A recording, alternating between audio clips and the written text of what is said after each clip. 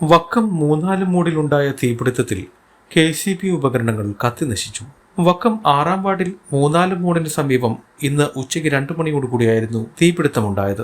Road സൈഡിൽ KCB സൂക്ഷിച്ചിരുന്ന തടി പോസ്റ്റുകൾക്ക് സമീപം തീപിടുത്തം ഉണ്ടാവുകയും പോസ്റ്റുകൾ കത്തി നശിക്കുകയുമായിരുന്നു. കഴിഞ്ഞപ്പോഴത്തേക്കും നല്ല കാറ്റും ഇതും കൂടെ ആയി, നല്ല ഇതായി. അവസാനം ഈ ഇലക്ട്രിസിറ്റി ബോർഡിൻ്റെ പോസ്റ്റിലെല്ലാം കൂടെ കയറി തീ പിടിച്ച്.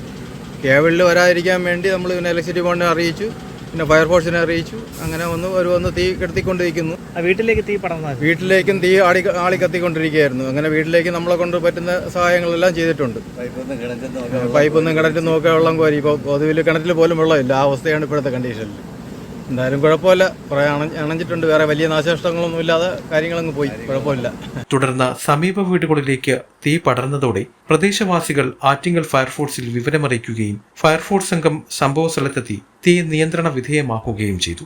മുൻകാലങ്ങളിൽ KCB ഉപയോഗിച്ചിരുന്ന തടി പോസ്റ്റുകൾ നീക്കം ചെയ്തതിനു ശേഷം റോഡ് സൈഡിൽ സൂക്ഷിച്ചിരിക്കുകയായിരുന്നു. തീപിടുത്തത്തിൽ 90% പോസ്റ്റുകളും കത്തി നശിച്ചു.